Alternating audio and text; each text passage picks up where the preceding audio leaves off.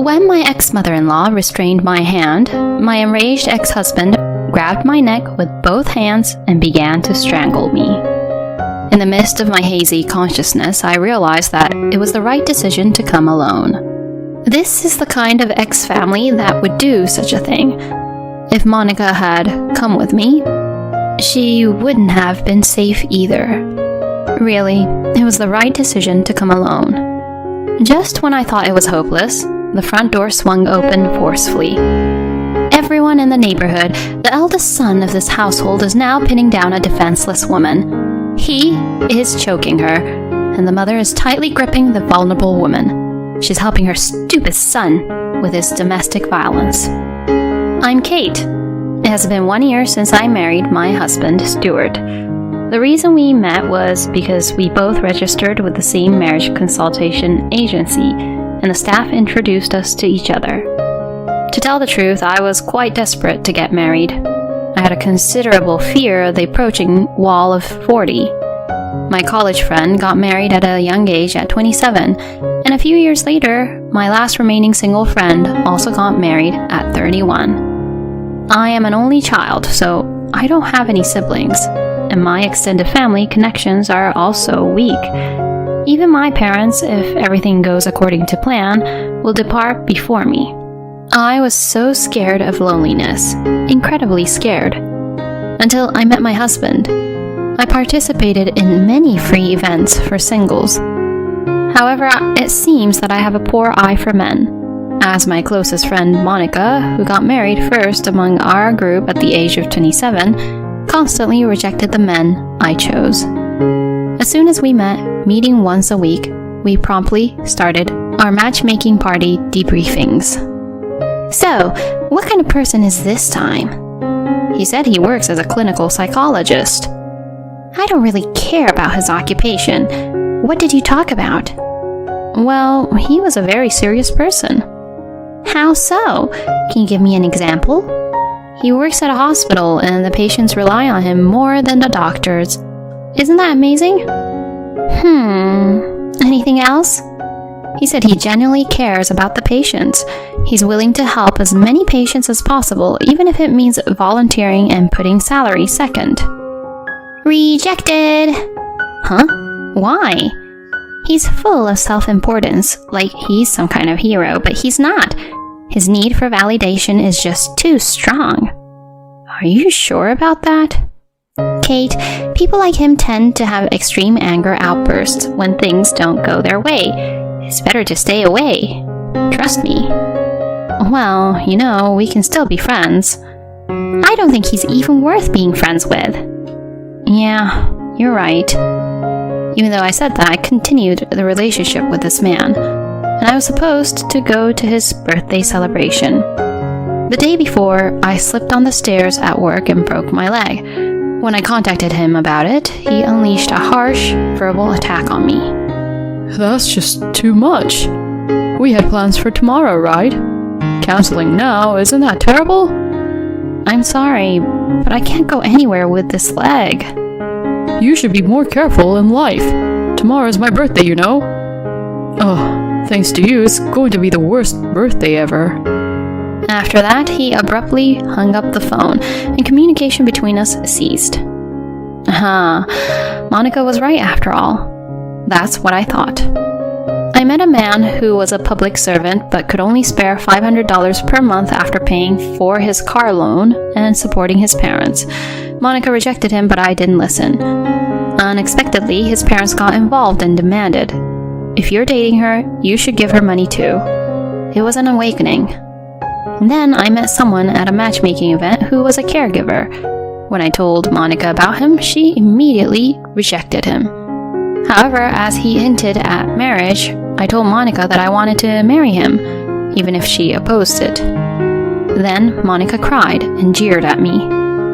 That guy is completely ignoring your wishes, Kate. He's living with his parents and pressuring you to live with him.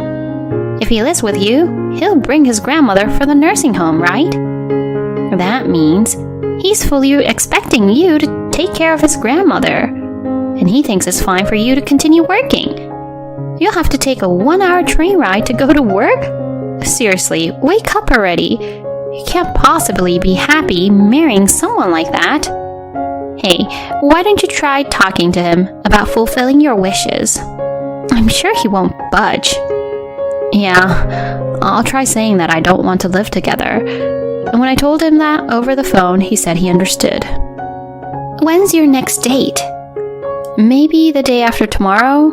He's coming here, so we'll meet at the station. She probably already knew. In the end, on the day we had promised to meet, he didn't show up at the meeting place, and I couldn't reach him. Still, I waited for 3 hours, hoping he might show up someday. And in front of me, Monica appeared. You understand now, right? Yeah, sorry. You don't need to apologize. The guy turned out to be a complete jerk. Anyway, since I came here by car, I'll give you a ride home. Let's have something delicious to eat on the way back. I'll get angry if you don't. Thank you. And during our meal, Monica made a suggestion. If you really want to get married, stop going to those free matchmaking events. Go to a proper marriage agency and pay for it. Honestly, I hadn't thought about that, but now that she mentioned it, it's true that for someone like me who lacks judgment, it would be better to know more about the other person's background. It might be a good idea. Yeah, I don't have good judgment after all. Hey, stop being the main character. You always say you lack confidence. Kate, you're cute, very feminine, and classy. Those losers from before were just passing through, so don't dwell on them. Next!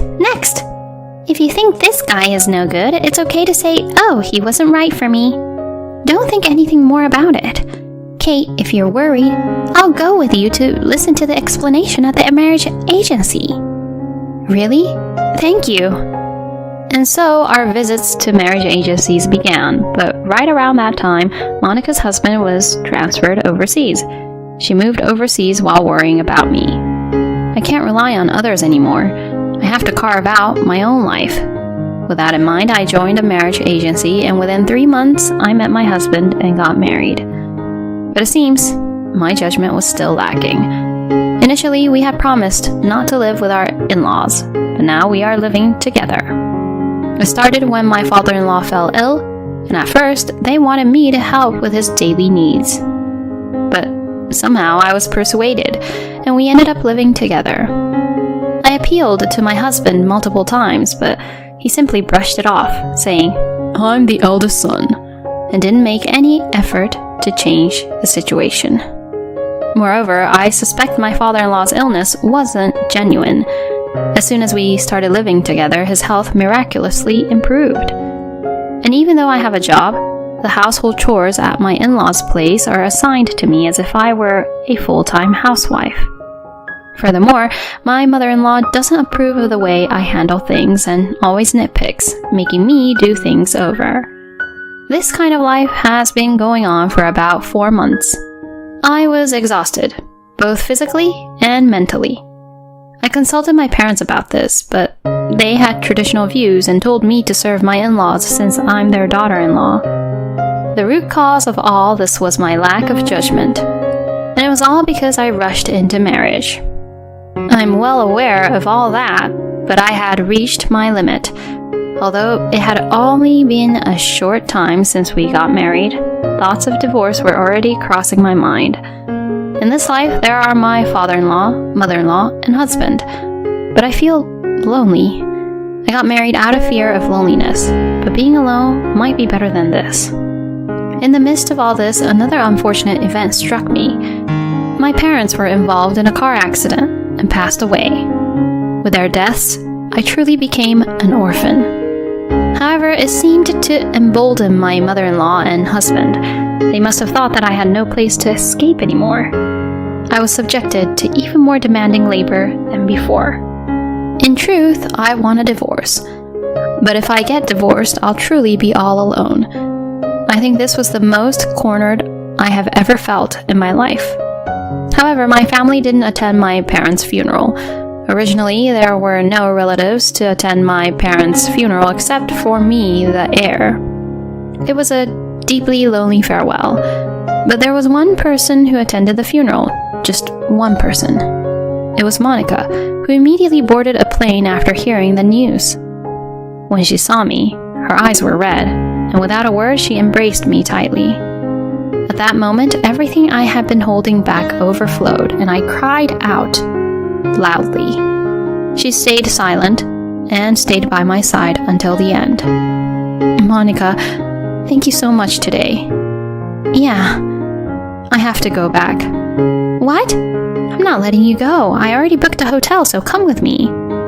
I followed her to the hotel as she told me to. Just so you know, Kate, you're not alone. If anything happens, I'll definitely help you. Speak your mind freely. Those words gave me courage. I want a divorce. I understand. Well, let's plan it out. If you're going to have a discussion, I'll be there too. Thank you, but I probably don't need to have a discussion. Why not? The divorce papers, I brought them with me. But you still need to get them signed by the other party, right? I already have his signature on his documents. Huh? So far, every time something happened to me, they threatened me with a divorce. I was afraid of being alone, so I couldn't take any concrete action, but they used that as an opportunity to repeatedly show me the pre-filled divorce papers. When I reached my limit and decided to confront them for not attending my parents' funeral, I brought out those divorce papers. You did it! All right. Let's submit it right away. Do you have everything prepared? Of course. All right, let's go together. Monica's offer was truly appreciated, but this was something I needed to handle on my own. When I told her that, she said, I understand. I'll wait here, and stayed behind. I submitted the divorce papers at the city office and headed straight to the place where those three were. When I arrived, they were gathered in the living room. Without saying a word to them, I went upstairs, grabbed my bag, and descended the stairs once again. I tried to leave, but my ex-husband stopped me.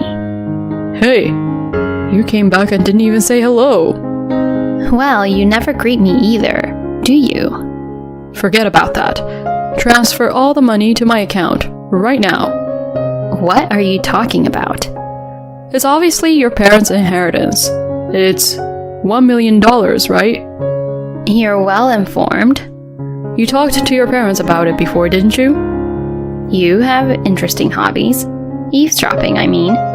Just transfer the full amount to my account right now. Why? I mean, it's obvious that the money for your wedding comes from our family, right? Don't you understand that? You don't have any family other than us now that your parents are gone. From now on, you need to be obedient.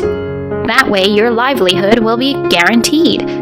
While we're at it, you should quit your job too. I won't tolerate any backtalk from you as a daughter-in-law. I was out of my mind. I couldn't make rational judgments. I wanted to get married because I was scared of being alone, but rushing into it was never a good idea, right? What's with you? Going on about yourself? Well, maybe you're right. I realized it. Even if I live with the four of you, I still feel lonely. So I choose the loneliness of being alone. Or rather, I have chosen it. Huh? You all have repeatedly presented me with divorce papers as a way to threaten me. Therefore, I am not your wife. I am single. Huh? You! What have you done? Didn't you both always say it? If you don't like the way I am, we can get a divorce. So I brought the divorce papers. I don't like anything you do. Of course, the right to inherit the estate belongs to me alone. Since I am no longer your daughter-in-law, I have no obligation whatsoever to give it to you. Well, I've taken care of you enough. Goodbye. I dashed towards the entrance with all my might. However, just as I was about to escape, my ex-husband tackled me and I fell down. My ex-husband grabbed me by the chest, pinning me down. You damn piece of shit! Don't get cocky. Cancel the divorce right now. No, I won't. I absolutely won't. I'm scared. I don't know what he'll do to me anymore. My ex-husband's grip on my chest was incredibly strong. I desperately tried to shake him off, but his mother held down my hand. This child won't understand until she experiences pain. For someone so incompetent, they need the whip of love, don't they? While his mother held my hand, my enraged ex-husband grabbed my throat with both hands and began to strangle me. As my consciousness began to fade, I thought that it was the right decision to come alone. This was the kind of family that would do such things. If Monica had come with me, she would have been safe too, right? Seriously, it was the right decision to come alone. Just when I thought it was over, the front door swung open forcefully. Everyone in the neighborhood, the eldest son of this household, is now pinning down a defenseless woman. He is choking her, and the mother is complicit in her foolish son's domestic violence, starting with mistreating the vulnerable women. I was startled the moment Monica's loud voice resounded. My ex-husband released his grip on my neck. Coughing, I looked at Monica and noticed that she had a megaphone, seemingly acquired from somewhere, and she held it to her mouth, raising her voice loudly. And in her other hand, she held a smartphone. Monica's voice reached the neighboring houses, and one by one the residents peeked out from their homes. My ex-husband remained stunned, still pinning me. Then Monica swiftly approached my ex-husband and ex-mother-in-law wearing shoes indoors. With lightning speed, she kicked my ex-husband's face forcefully, sending him flying. How long are you going to keep up with this act?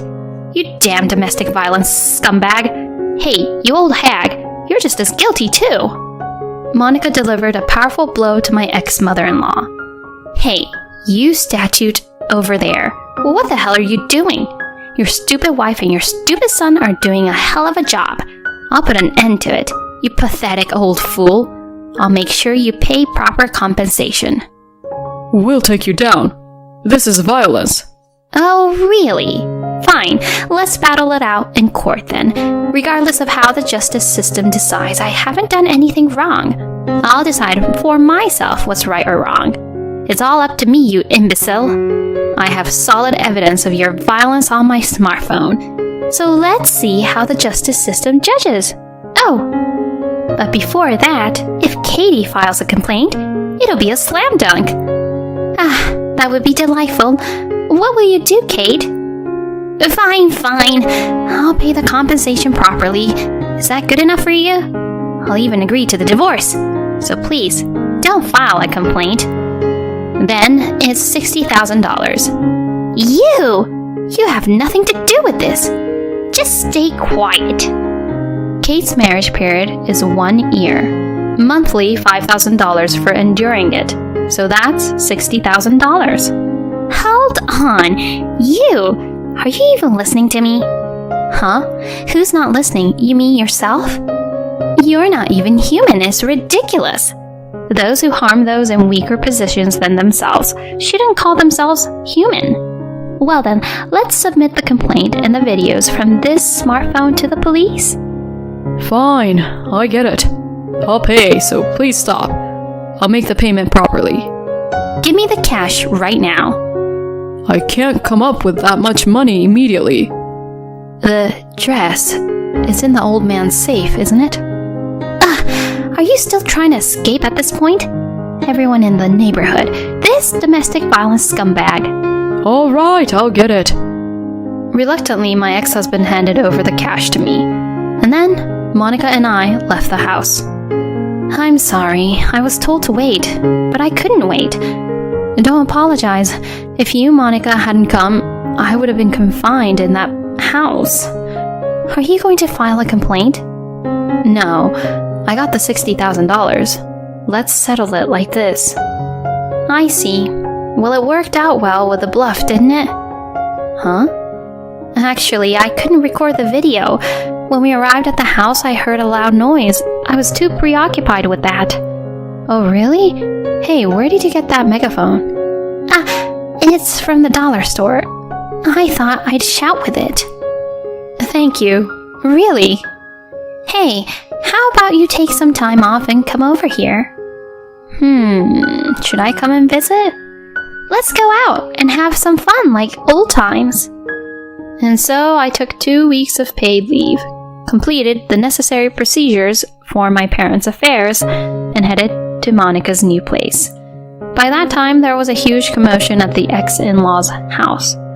The neighbors reported the incident, and 7 police officers rushed to the scene. It turned into quite a stir. And there was also the boss of my ex-husband, whose house was next to the ex-in-laws. Naturally, the boss also heard about the domestic violence incident and the divorce. I heard that my ex-husband was transferred at work to a rural area. Unable to withstand the cold and indifferent atmosphere of the neighbors, my ex-in-laws became reclusive, rarely leaving their house. When my ex-husband called and said he wanted to start over, he rambled on about things I didn't even ask, without me saying a word. I hung up the phone without saying anything, even though there was an atmosphere of, "Oh, poor me," coming from him. It's been 5 years since then, and I don't know what happened to my ex-family. Although I went through a scary experience, my current environment is very fulfilling. It's because I have already remarried. During those 2 weeks of paid leave, I was introduced to a man by Monica, and we got married 3 years ago. Currently, we are living overseas, and now 3 months have passed since I became pregnant, albeit a little late. I'm incredibly happy that I finally met a wonderful man. Monica's husband's overseas assignment has ended, and they are now living in America, but we stay in frequent contact. It seems that I didn't have a good eye for men, but I certainly had a good eye for friends. From now on, I plan to cherish my family and friends and continue walking through life. It's wonderful that you were able to meet your beloved person. If the ending is good, does that mean everything is good? Well, who knows? From now on, may you spend your days in happiness. Thank you for watching until the end. If you enjoyed it, please consider subscribing to the channel. See you in the next video.